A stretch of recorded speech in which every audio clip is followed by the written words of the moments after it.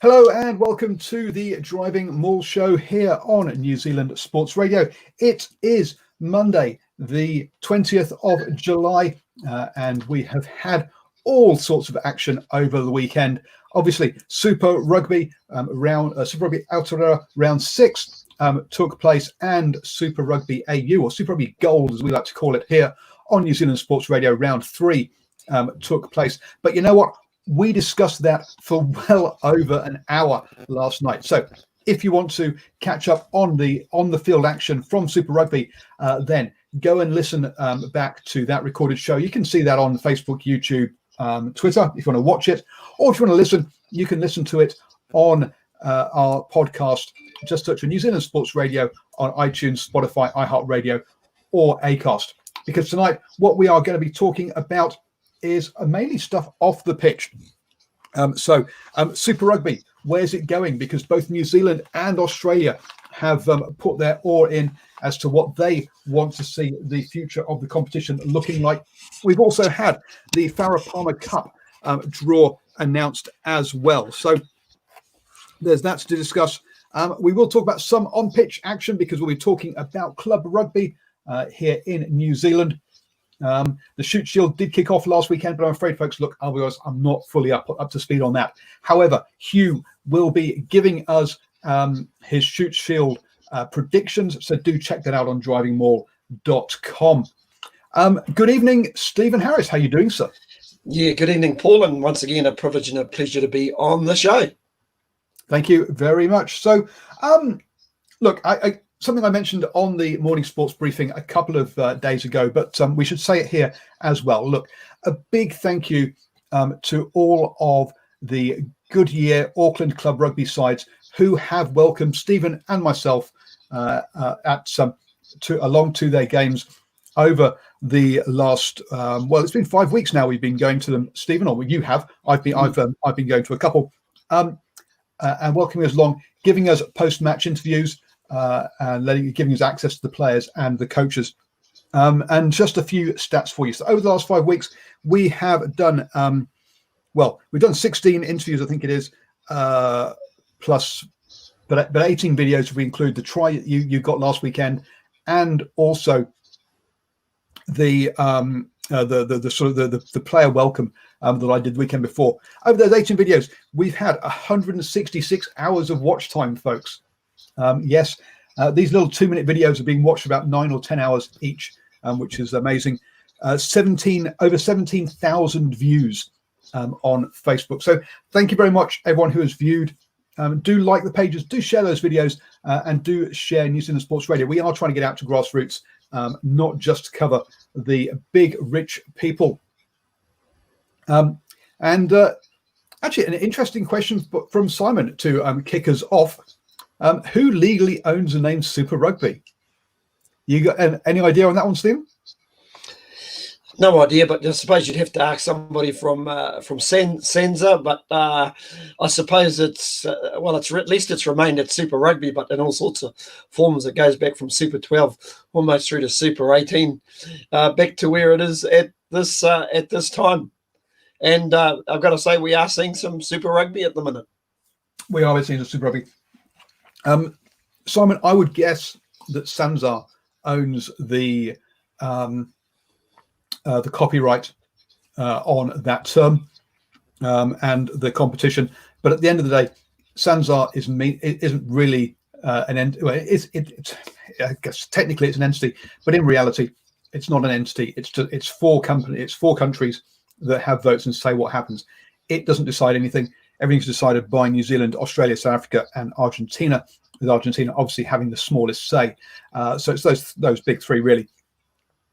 So whilst it legally will be owned by Sanzar, those 4 countries can pretty much use it as they want to. But it will be Sanzar that would own the actual rights. And let's kick off with that on the Super Rugby side of things. So, Stephen, New Zealand Rugby came out with their what's the word? I've gone blank now. With their view of how Super Rugby should be in the future, looking at a time zone specific tournament, saying that they should keep, that they want to keep all 5 teams. They would like to include a Pacific team and then have a maximum of 8 to 10 teams. So basically 2 to 4 teams from Australia. Now that committee that was looking into it basically had a representative from from Sky, I think it was, the 5 Super Rugby franchises, one from the provinces, I think, and obviously New Zealand Rugby had a say in that as well. So what do you think, first off, about the way that New Zealand Rugby went about deciding or looking at what the future tournament should be? I think, Paul, they're just reacting to what's happening at the minute in and around COVID. Obviously, the likes of South Africa, not a lot going down at the minute. And I think they've also looked at this smaller tournament and thought to themselves, wow, this is really working with this 5 New Zealand teams, but obviously I don't really know if it's sustainable. So what they are looking for is some partners who can actually add value to the competition, and hence I think they're just looking around at the place, looking around at some Pacific Island options, looking across at Australia. I think if they were to look at Australia, I think there won't be the same number of teams for Australia. I think they might only look at maybe 3 sides out of Australia. But I suppose the one little thing that Australia has got is Twiggy Forrest with Western Force, who's got a lot of money, because that's going to be the key thing at the end of the day, Paul, to make it actually sustainable. Yeah, it is. Now, to my mind, look, there was an element of, I mean, they started off the review this year, and then obviously, it's kind of expanded because of the whole COVID situation. Now, a couple of points here, folks. New Zealand Rugby signed up a new deal for the next however many years it is.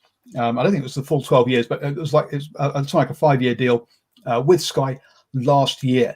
1 year into we're and that was supposed to kick off next year. You kind of, just before you're about to start off your new deal that you've already signed, you then go and do a review. That to me seemed very strange to me. If you're going to do a review, do it before you sell the product, not afterwards. So to me, the timing was very reactionary and wrong by New Zealand Rugby. Secondly, I think the way that they haven't included the people that they're inviting in the decision-making process is also a bad way of doing it. Hey, you know what? We'd like a Pacific team. Did you ask the Pacific if they'd like a team? Now, clearly we know they do, or how they would like a team. No, you didn't. You just decided, hey, we think we want one, and we'll go and search out for one. Did you talk to Australia about the structure and how many teams they would like? No, you didn't. You thought you'd go public and then talk to Australia afterwards. Folks, yeah, not the best way to go about it, in my view, here, to be honest. Australia have come back and said, hey, look, we want 5 teams, unsurprisingly. Is that a good idea? We'll get onto that in a second. But clearly, yeah, they haven't involved the people, their partners who that they want to be so-called partnering with. And that's not really a good way to start to start and build up trust, as it seems. No, not at all. And listen, you're not the first Englishman that's had a crack at them as well, because English writer Chris Foy from the Daily Mail has also had a crack as well, and he's perceived the New Zealand Rugby Union have got a superiority complex towards the trans-Tasman neighbours. Now, however we view Australian rugby, we want Australian rugby to be strong. I mean, they've got some great young players running around. And listen, I saw a bit of an improvement with their 2 Super Rugby games over the weekend, and we have got to make them inclusive. And by that, it will create a bit of interest across the Tasman as well. But yeah, transparency, definitely the big thing here that's in play, Paul. Sorry, what was that English thing you were talking about, Stephen? I was just yeah, good on you. Oh dear, yeah, it's just happened to be wearing my England jersey. And okay, these all the viewers. They've gone. They're going to watch whatever's on television on a Monday night.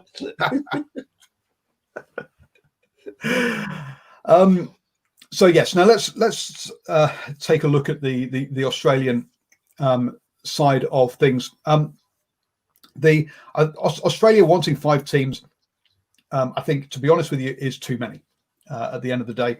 But to suggest that they're going to get anything less than 4 really shows a total lack of understanding of the. Oh, dearie me, I'm going to have to. Sorry, just got to pull this comment up. Arswin goes, of course we have a superiority complex because we are better. Well, okay, yes. Oh boy. So, and in some ways, it's hard to argue with the bin fire that Australian administration has been recently. Yes. So anyway, but I think 5 teams is too many for the players they have. But I think anyone who thinks they're going to go below 4 teams really doesn't understand the sporting landscape in Australia from a rugby union point of view. You've already mentioned Twiggy Forrester, who is the main money in Australia. And you can tell that because if you look at the committee that's been put together to look at an Australian Rugby World Cup, there are 2 people on there who basically aren't rugby people. One is from Twiggy Forrester's mining company, and the other one is from Qantas, because Qantas is the biggest sponsor. So the two people you have to keep happy from a financial point of view in Australia are Twiggy Forrester and Qantas, to a lesser degree Fox, who are the media rights owner. But those 2 you definitely have to. So if you're going to keep Twiggy happy, you're going to include Western Force. If you look at the other teams, then you have to have a team in Sydney. I mean, it's where that's the home of new rugby union in Australia, and you have to have the Queensland Reds because again, Brisbane is the second base where the people are, and then the most successful Super Rugby franchise in Australia has been the Brumbies, and therefore you've got to include the Brumbies as well. You can't cut any of those 3. So look, Australia's got to have at least 4 on that. Anyway, so that's to me, anyone who thinks that anything less than 4 really doesn't understand things. Aaron, does Qantas have any money? Good question. Maybe they don't, but maybe they're lacking a bit at the moment with obviously the lack of flights going on around the world. But they have been the traditional backers, or they have been the main sponsor of Australian rugby for many years now. And hence they have a big. That's why they're included in the in that Rugby World Cup thing. So I think that's a lack of understanding. Now,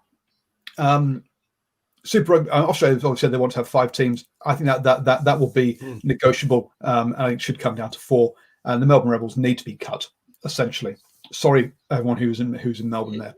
Yeah, Paul, I'll just further add to that. We know that the Melbourne Storm have been playing out of that city for a very, very long time, and a very successful side out there. But even as successful as the Melbourne Storm have been, they have actually struggled to get a foothold there. That is AFL territory, no question. So if you've got visions of trying to develop the game in Melbourne, it just simply ain't going to happen. Where if you look across to Perth, New Zealand and South African community over there, it was, that's why they were so devastated over there. You were in a legitimate area where it could take off.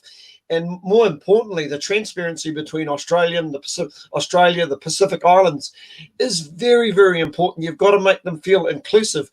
But more importantly, how you structure that particular competition. I'd love to see a lot of movement around the franchises. How fantastic would it be if we had some New Zealand or Pacific Island players playing for the Western Force? I know I'll be out to watch that game.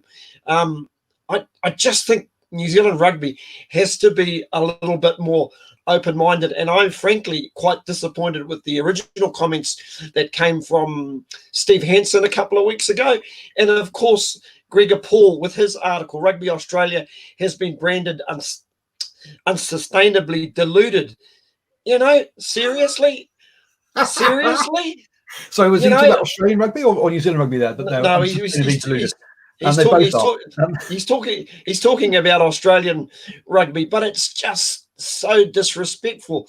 If you want a sustainable competition, you want everybody on board and you need everybody strong.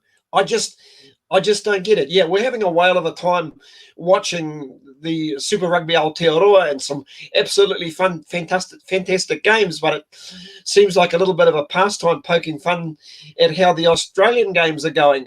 You want those games to be better, and on the weekend they were better. They will get better in time, but I do believe they need a bit of a leg up. It's a little bit like the Bledisloe Cup all over again, where you have 3 games where I believe it should be just played on one game only per year. So let's see which way round I'm trying to think which order to take things in.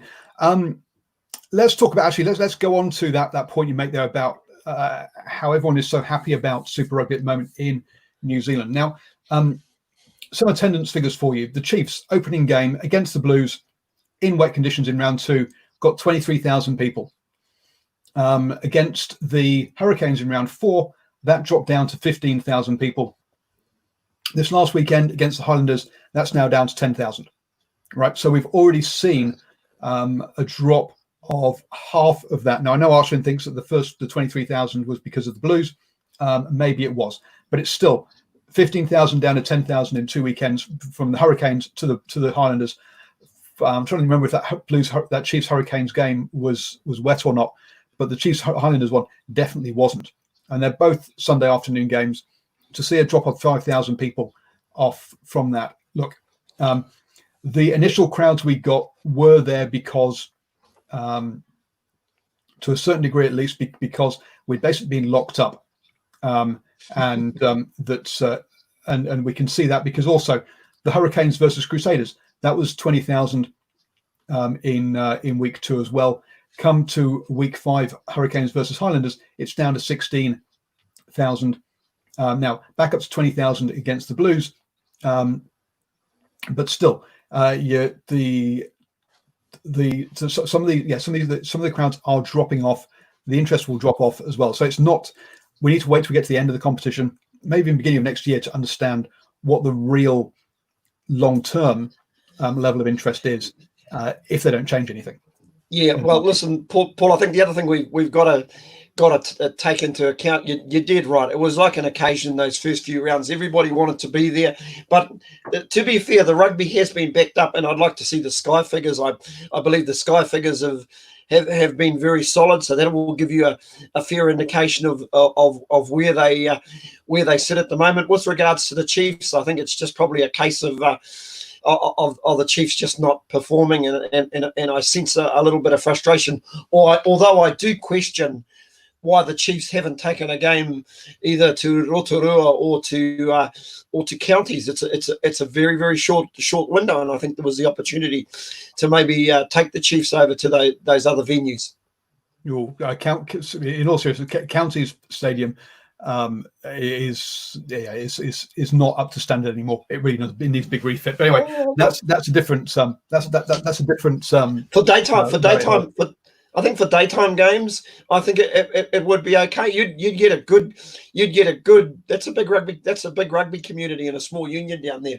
They'd turn up, and you'd grab probably a few people from Auckland, not too far to travel, if you know what I mean. But definitely for night games, it's a bit of a concern down there. The lighting probably not as good as it could be. So I'm just wondering why they're not thinking outside the square. Yeah, Rotorua, though, I do agree. That's a bigger stadium. Look, they host Maori All Blacks games there. We've had the Lions go there. That stadium is big enough, even if it needs modernising as well.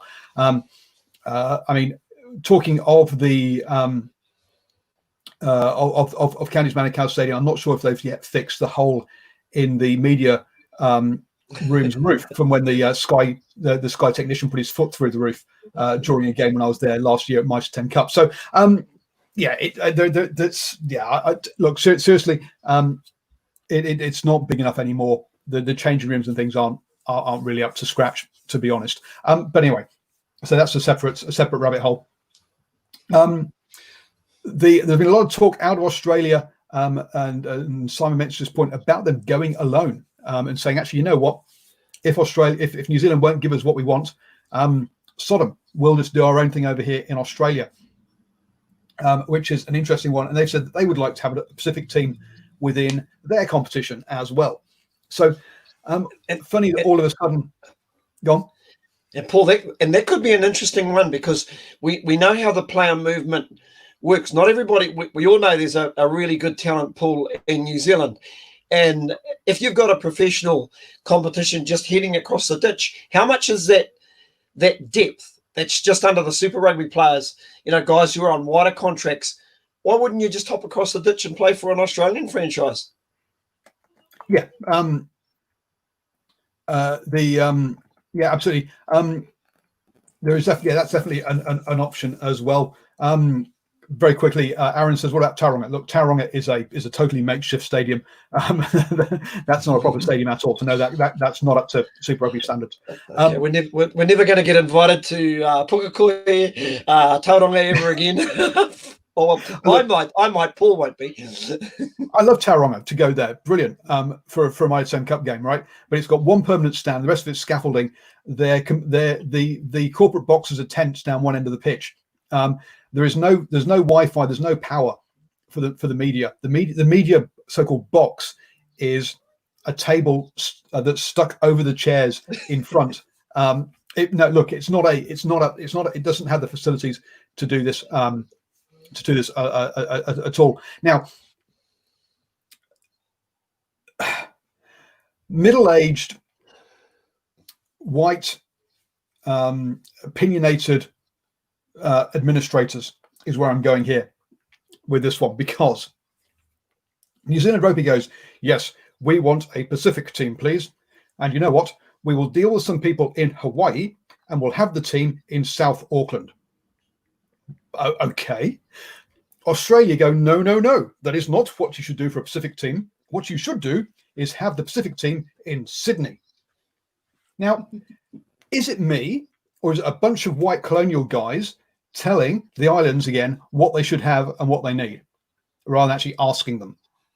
To me, this is the amount of entitlement from both sides around what the Pacific Islands should do. To me, is just nuts on this one. If you're going to have a Pacific team, look, they talk about commercial reality. At the moment, the Blues can't fill a stadium when they're the only super team trying to get a crowd in Auckland. If you add competition to that, they're going to get even less people turning up. Mm-hmm. If you do the same thing in Sydney, the Waratahs, again, they can't fill a stadium. So look, putting a Pacific team in either Sydney or Auckland, to me, is totally a bad idea. Yeah, Paul. The only thing I can really think of,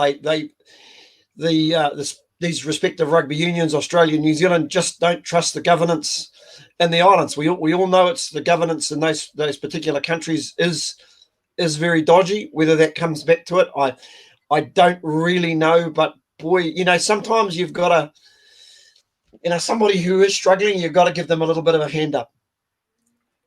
Sure. Now, look, I mean, Austria makes the exact same point about the administration over there. You can put various clauses and things in there saying, hey, look, you need oversight from these sort of people to help you run it, or your accounts must be managed by X accountancy company to make sure you don't just siphon off all the money. You can do that. That's and put some structures in like that. Say, look, hey, look, some controls in, but saying outright, hey, the team should be here. I think that's wrong. I think the team should be actually in the islands, and having it based in either Auckland or Sydney. If you're going to base it in Australia, base it somewhere where there isn't a team already. And like they talk about things like the Gold Coast or something like that. In New Zealand, basically we've run out of places to put teams, to be honest. So yeah, to me that's it seems entirely wrong. Is it the old sort of Labour Party avenue, where they're basically just sort of throwing out ideas or throwing out the bait just to see what happens. And once they get all the feedback, whether people are annoyed about it or people like the ideas, then they bypass that and look somewhere else. Has it got that feel to it? Well, it's got more the feel of if we're going to go into politics, of a national party, all white front bench telling the telling the Pacific people how they should behave and live. But anyway, not enough red in that white shirt you're wearing, Paul.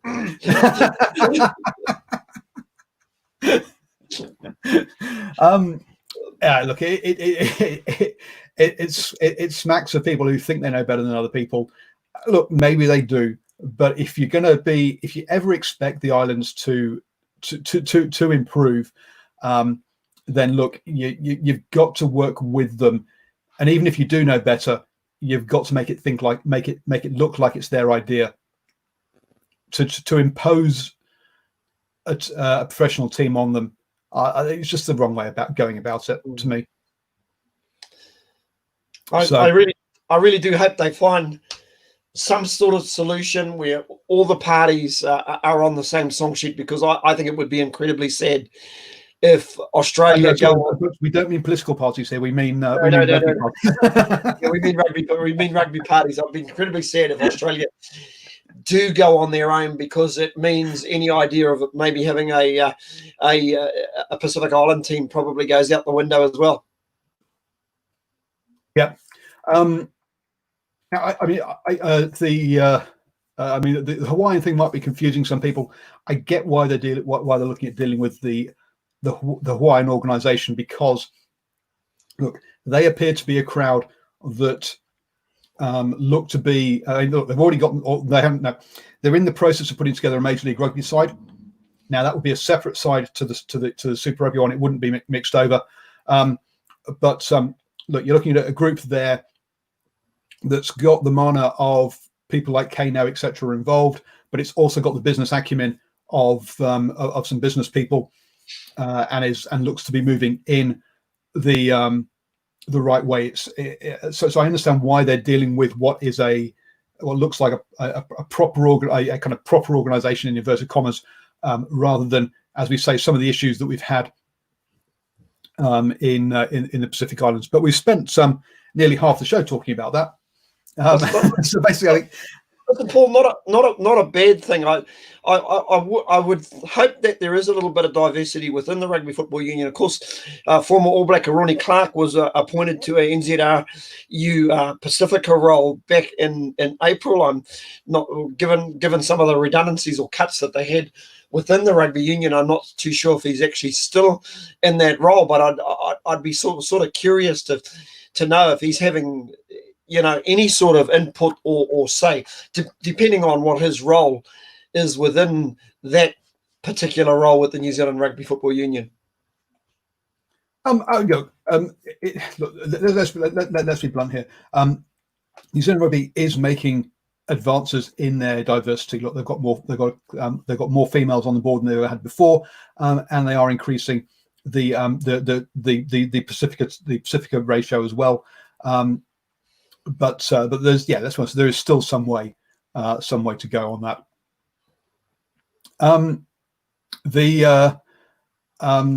Just a couple of just to clarify around the Hawaiian thing, is that they're going through the process of setting up a Major League Rugby team.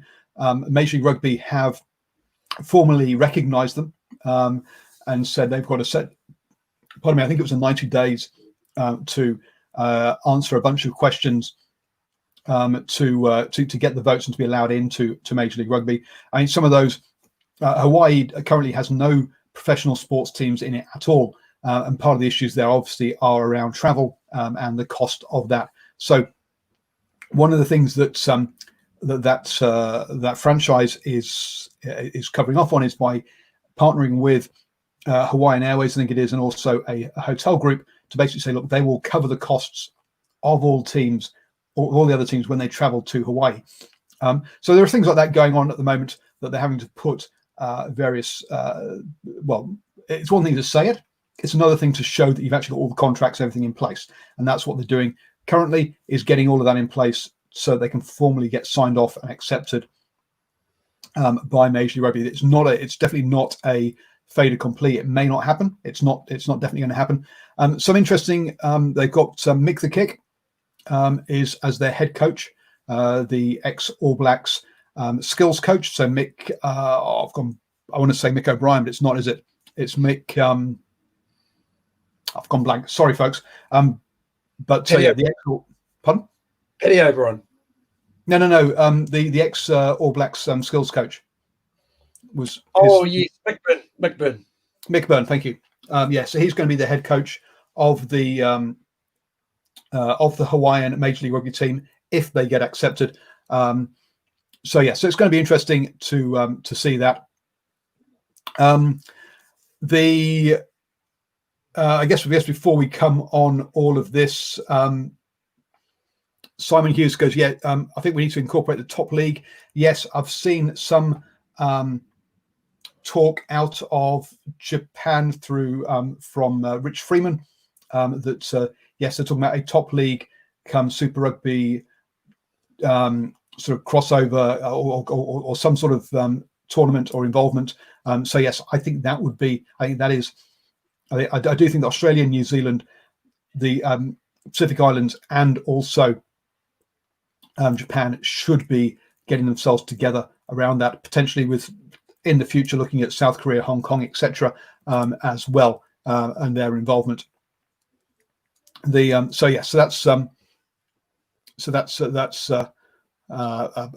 think that should be there.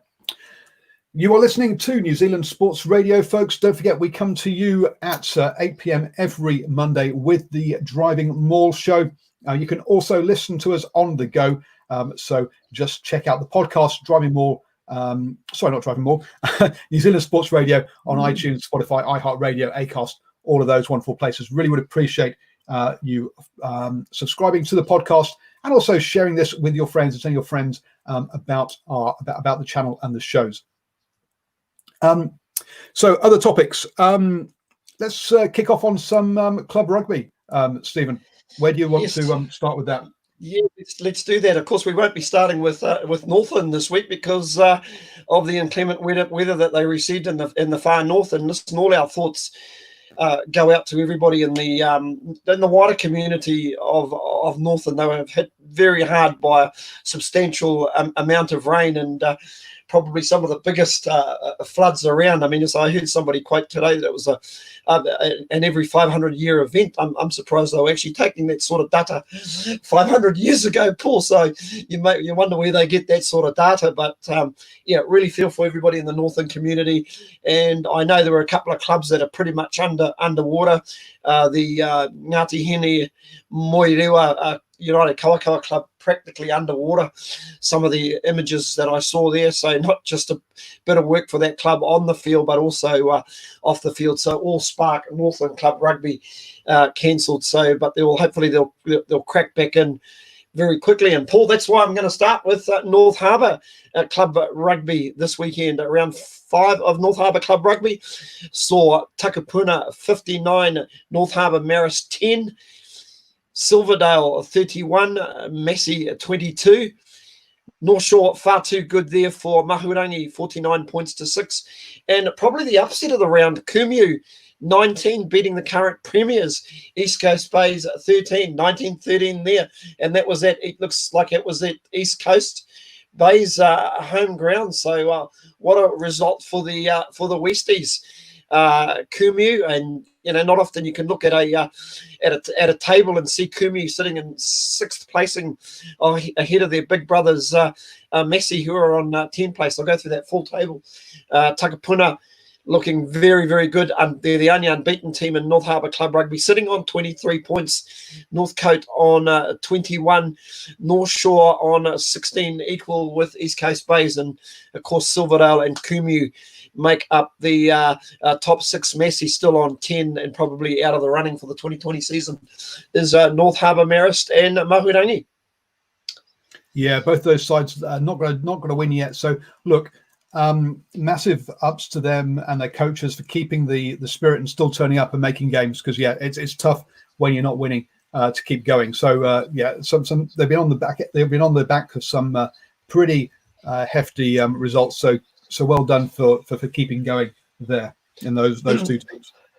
Paul, just moving right along. I'm actually going to focus on. I had a fella approach me saying, "Oh, you don't do any counties Manukau rugby, but they're sort of in the Auckland region." So I thought I'll have a quick look at the counties Manukau scores for the weekend, which I've pasted up on the New Zealand Sports Radio website. Just going through that results. Now, down there, they play for the McNamara Cup, and the weekend gone just saw round 6. Saw some really tight games with Waiuku getting the better over their near neighbours, Onifero 29-28. We saw Ardmore Marist far too strong for Bombay, 44-21 to the good. And then we saw a very, very tight game between a couple of rural teams, although people will say, no, Karaka is this close to Papakura, so they're not necessarily rural. So that was a 28-25 win to Karaka over Patamahoe.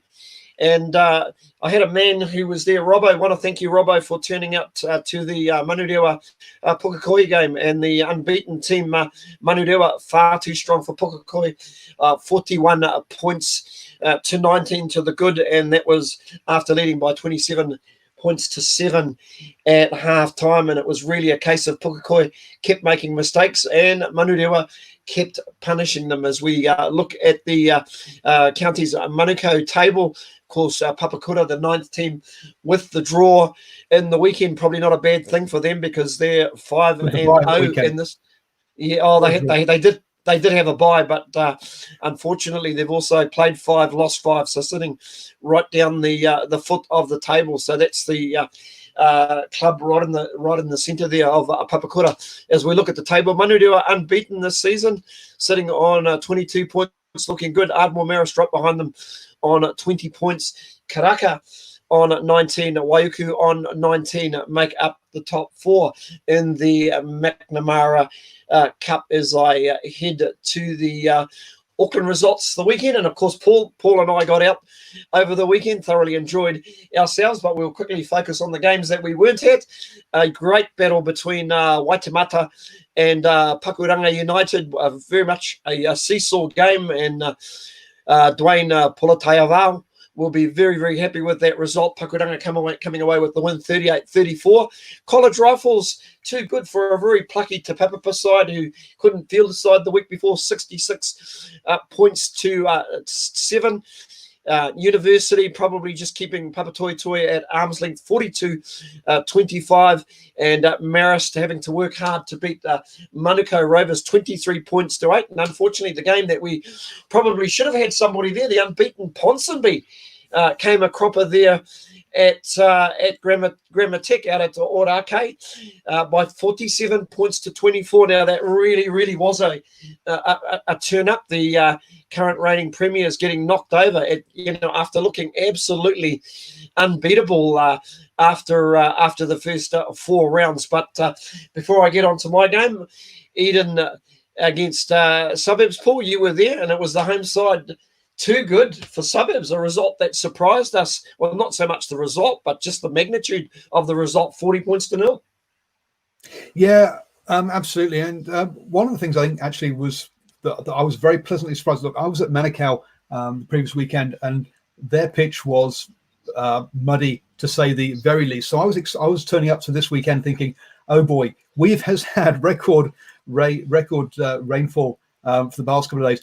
Well, this is going to be an absolute mud bath. But actually, the pitch was really quite good, and was really impressed by that one.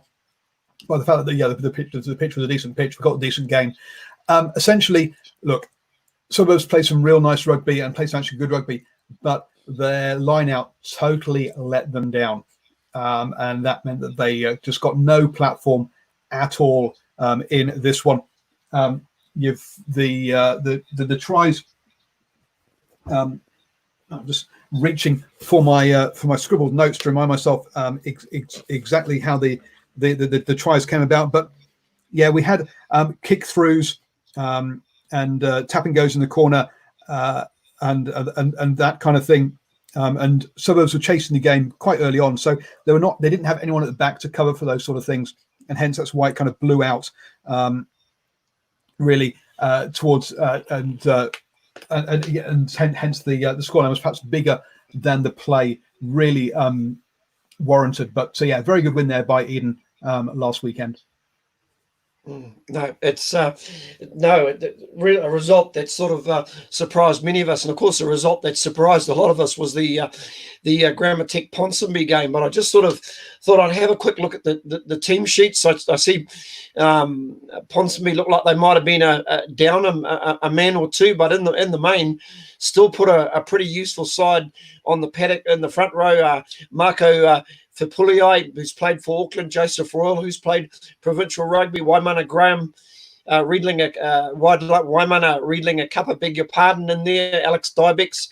They've all played for Auckland. Danny Tusitala at halfback, and also out there Jordan Trainer. But I look at the Grammar Tech team, and we had Andrew Makilio, the Crusaders hooker, who was running around for Grammar Tech on the weekend. That's his club. We also had Isi Tuangafasi. So we had two Crusaders running around for Grammar Tech on the weekend. Jono Hickey at first five, brother of Simon Hickey at first five. So some pretty useful players there. And if I look at the coaching staff, Bruce Birtwhistle and Ant Strawn. So that's a pretty handy coaching combination. So maybe we shouldn't be surprised. Next time I'll definitely be checking some of the team sheets, Paul. But the game that I was at the weekend was the Otahu East Tamaki game with Otahu, the home side, and it was Otahu who took out the victory by 15 points to. It was East Tamaki who took out the victory by 15 points to 7 over Otahu after it was 7-5 to the home side at half time. The first half, we just saw the two tries. It looked like it was going to be a tough afternoon for East Tamaki as Tautu Tua, the loose head prop for Otahu, picked off an intercept and showed a real clean pair of heels from about a 30 out. I actually thought he was a back. He was running that fast, but slowly East Tamaki worked their way back into the game, and it was their winger, Suliasi Mafilio, who finished off a very, very good movement. And I think East Tamaki knew they were back in the game. And in the second half, it was a couple of brilliant tries. One that I've posted on the New Zealand Sports Radio, where the winger for East Tamaki finished off a very good try, and that was the other winger, Seko Pimata, who finished off a very good try. But in between then, there was also another good try scored by Selu Vauiva, the hardworking number 7. But close to my player of the match, the East Tamaki pack, I've got to give them the big ups. They worked extremely hard, and it was that midfield pairing of Magele and Seko Samuele, especially a Samoan's sevens player, who was just absolutely superb. This is a guy who's a very, very solid centre, built like the proverbial tank pool, and he just proved an absolute handful. And I just loved the passion, the way that these guys actually played the game. And whilst both of these clubs going through a little bit of a hard time at this point, both the coaches were absolutely fantastic. Willie Bates, who was standing in as the interim coach with the head coach Tamati Hawea away, Willie was fantastic. In fact, the former Otahu player himself really, really spoke well. So once again, check on those interviews as well.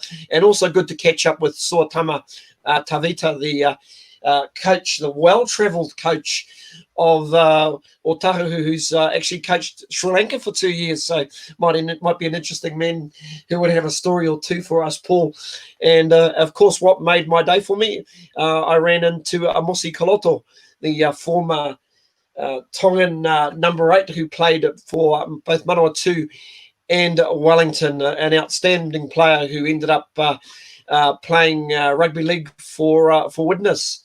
And gee, what a decent bloke he is, and he's currently the club delegate for East Tamaki. So listen, if you're out there, you're from these two clubs, get out and support them. They play a great brand of code.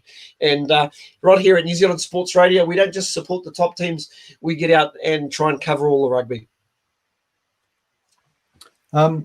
Absolutely, we do. And talking of that, actually, we haven't have we touched on the table yet in for Auckland? No, we didn't, but we can double back, and that's because we were basically well, again, so we should just touch on the table there.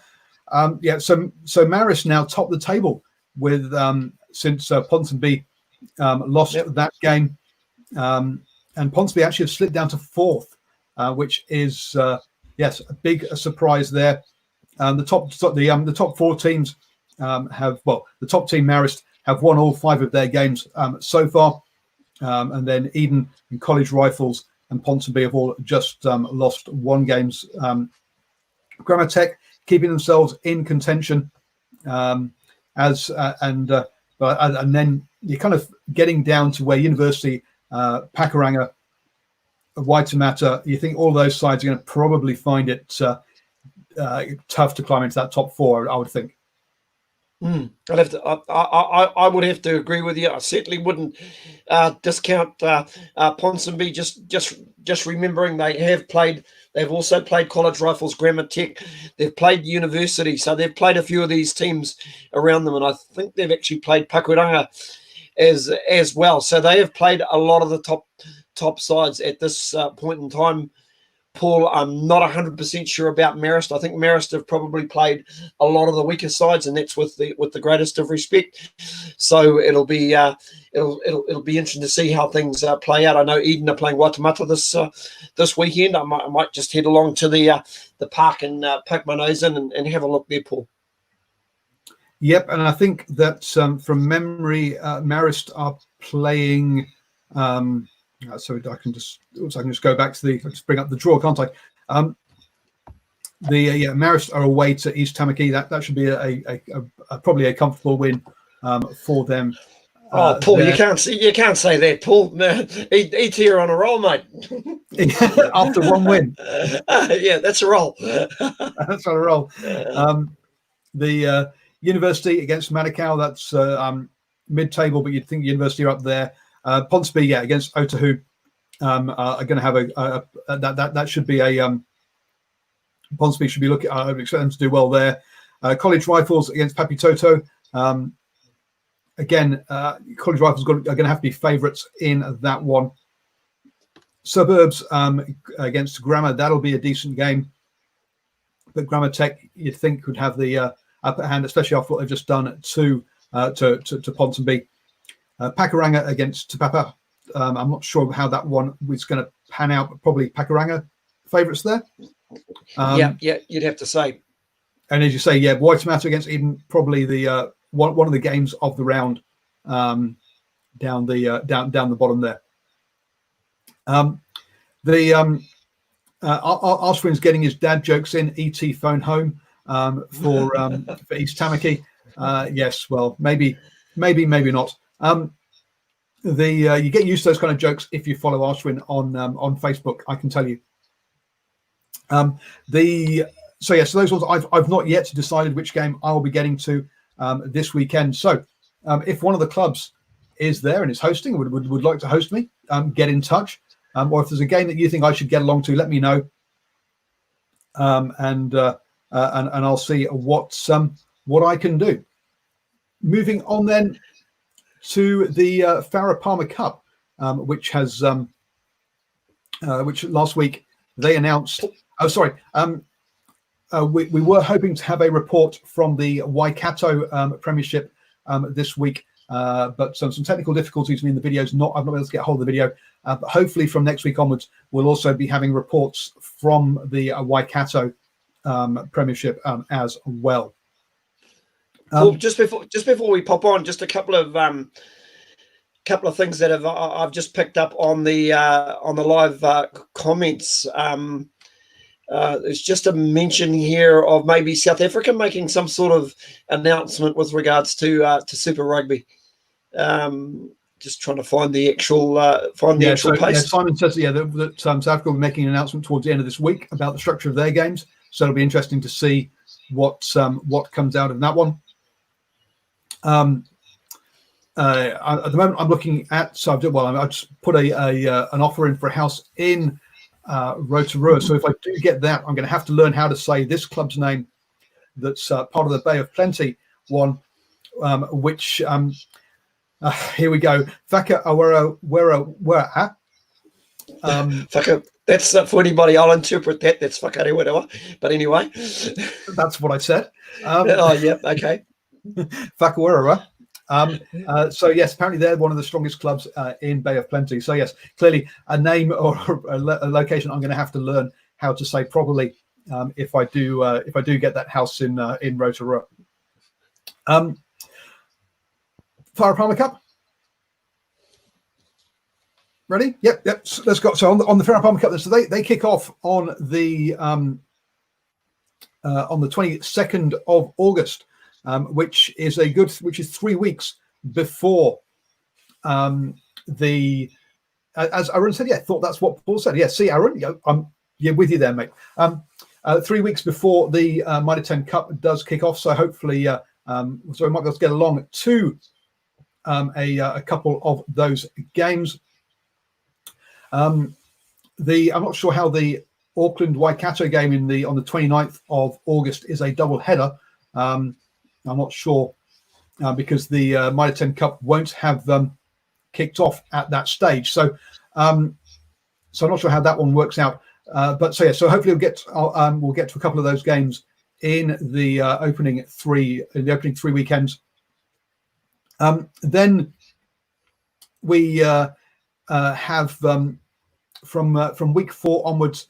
Then the Mitre 10 Cup and the Farah Palmer Cup will be taking place, and some of those games will be double headers. So, for example, on the opening weekend of the Mitre 10 Cup, North Harbour will be hosting a Farah Palmer Cup and Mitre 10 Cup double header, as will Waikato that's on the Friday, Waikato on the Saturday, and then Northland on the Sunday.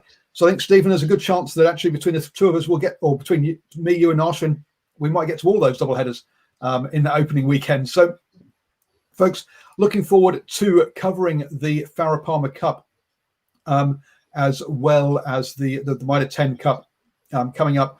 And there looks like there are a host of those double headers, and we'll be looking at, providing coverage from those as well as the Mitre 10 Cup. So do, folks, like the Facebook page, New Zealand Sports Radio. Don't forget, you can also listen to us on the go. So download the podcast, New Zealand Sports Radio, on iTunes, Spotify, iHeartRadio, or Acast.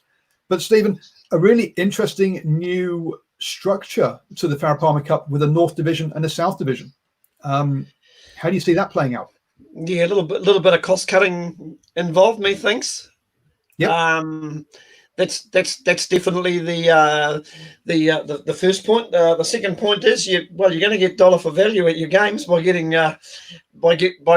two games, and you get to see all 4 teams running around live, which is fantastic. I would imagine it'll probably be televised via Sky as well. So I mean, it's like, I think we've said it how many times would you like $1 for this word? It's unprecedented times this year, and no question, it's got a bit to do with it, and I think it's really important that the New Zealand Rugby Union support this Farah Palmer Cup, given what's coming up next year. Hopefully, fingers crossed. So next year, folks, if what Stephen's referring to there is the Women's Rugby World Cup, or what is being called Rugby World Cup 2021. But to be honest with you, I used to be called the Women's Rugby World Cup, so we don't confuse people. But so the Women's Rugby World Cup kicks off next year here in New Zealand, being hosted in Auckland and Northland. And there's also there was talk of a new professional women's competition potentially ahead of that, because that's going to be not until sort of July, August time next year for that competition. So there's a big gap between the end of this, which finishes in September, October, and that's why I should get to the actual dates. Yeah, October the 18th. So there's a big gap between October the 18th here, all the way through to Rugby World Cup, which will be happening, I say, in what's it, sort of July time next year, I think it is. So like at least 6 to 7 months between them, or maybe even more. So there needs to be some high performance or high level rugby for the Black Ferns and the wider squad to be playing in. So hopefully we'll have something announced for the first half of next year. I know that there was something on the cards to be announced, but obviously I'm assuming COVID has got in the way of that. Good point by Ashwin there, that not only we're going to see the Black Ferns playing, but we're also going to see the Black Fern Sevens playing. A couple of really interesting and exciting ones. So Portia Woodman, for example, has signed for Northland and will be playing up there. Now, the one, so to run you through this, Northland, North Harbour, Auckland, Counties Manukau, Waikato, Bay of Plenty, and Taranaki will be in the North Division. Now, Taranaki have only been around for 2 years. This will be the third season that Taranaki has had a side. This is only the second season that Northland will have had a side. And they're going to be going up against traditional powerhouses like Auckland and Waikato. So a real big test for them. There probably will be a couple of blowouts in that. I think particularly Taranaki, I think, are going to struggle to compete against the Waikatos and the Aucklands and the counties. I think they'll provide a much better against the Bay of Plenties and stuff. But yes, really is going to be challenging them. Ashwin also mentions that Tyler Nathan Wong will also be playing for Northland. Also, I had an interview with the Northland head coach. So if you want to have check that out, the long talk interviews on New Zealand Sports Radio, or you can download it as a podcast. Obviously, she was the only female head coach until this week. Canterbury announced they have a female head coach. Oh, no, sorry, Tasman have announced they've got a new head coach who's a female as well. So it's good to see the female coaches getting a chance as well. I'll have to have a word with Campbell and find out how's he managing to attract all these top players up to Northland. Is there a bit of is there a seaside batch being offered up somewhere in the package for our ladies? It's great to see. Paul, something I've just caught the eye on live comments. It's Brendan Smith. Rugby, the skill level has always been there for the Pacific nations. As a Welsh fan, I know that too well. Rugby World Cup 2007, but they just need some guidance to help them. Now, listen, that is well said, Brendan. I'll probably go one step further. They need some really good administration as well. They should do. And okay, now look, one of the things, if you listen to some of the actually, we'll come back to this one. We're going to come back to Pacific Islands and coaching and playing style in a second. I just want to finish off on the Southern Division. So the Southern Conference will be Manawatu, Hawke's Bay, Wellington, Tasman, Canterbury, and Otago. Southland do not have a side in the Farah Palmer Cup. So 6 teams in the Southern Division, 7 teams in the top division. Again, your sides like Hawke's Bay probably going to have a tough time of it against your Canterburys and your Wellingtons. But look, yeah, it'll be a good challenge for them and good for their growth. So that wraps up the Farah Palmer Cup.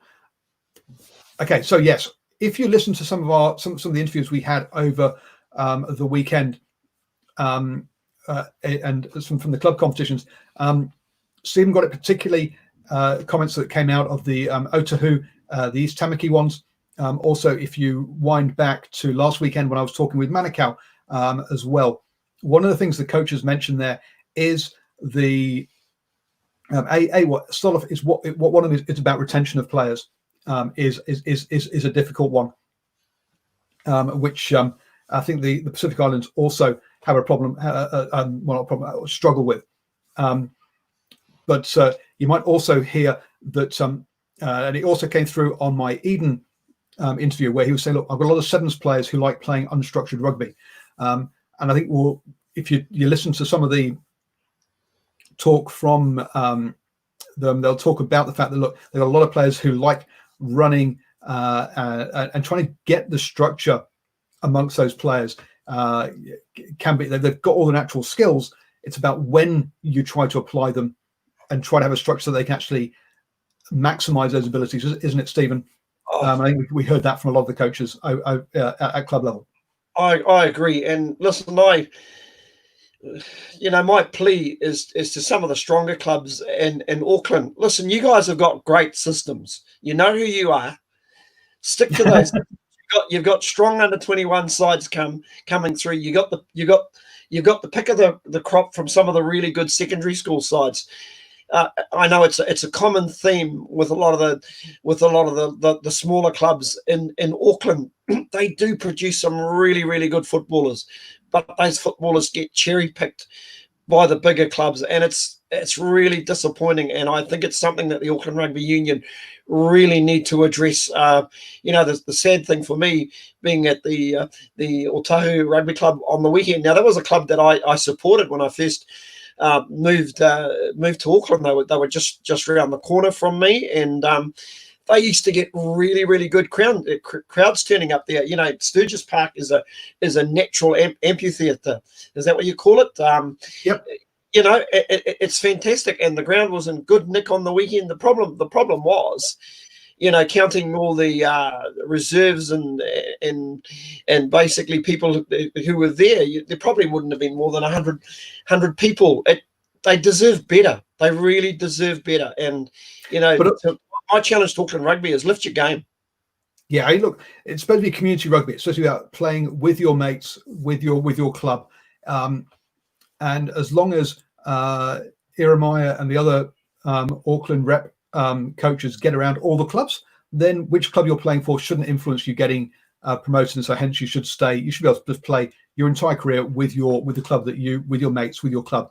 But the other point about this is when you're talking about the Otahu team, for example, a lot of those players are of Samoan descent. And again, they need that structure, that guidance, because again, they got the skills, but they like playing unstructured rugby. And we've seen, and I guess that was what I was trying to compare with the Pacific sides. We're seeing that with a lot of these, especially the more island, with what was a large island culture within their clubs, which I think is clubs like Otahu, East Tamaki as well.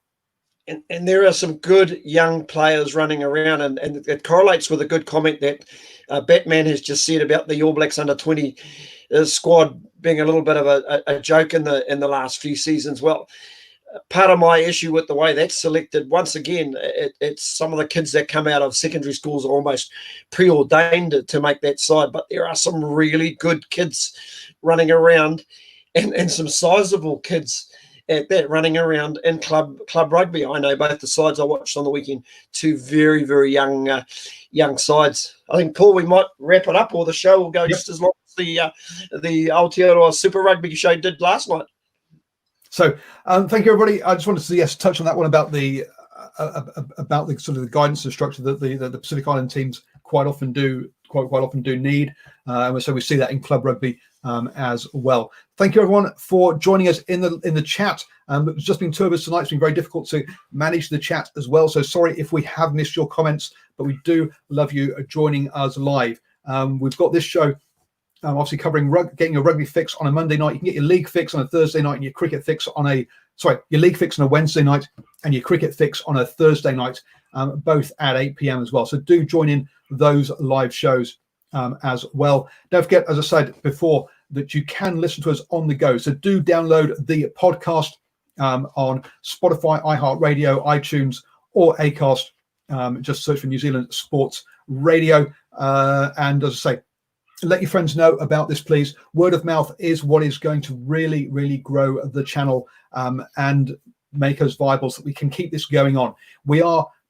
I would say we're probably the only podcast show that is producing daily content for you folks. You're getting at least two shows, or pretty well nearly two shows a day, sometimes three. So please do spread the word, help us grow the audience, because we are loving doing this, but we do need your support to make it successful as well. Thank you very much, Stephen, for your time, and good night, everybody.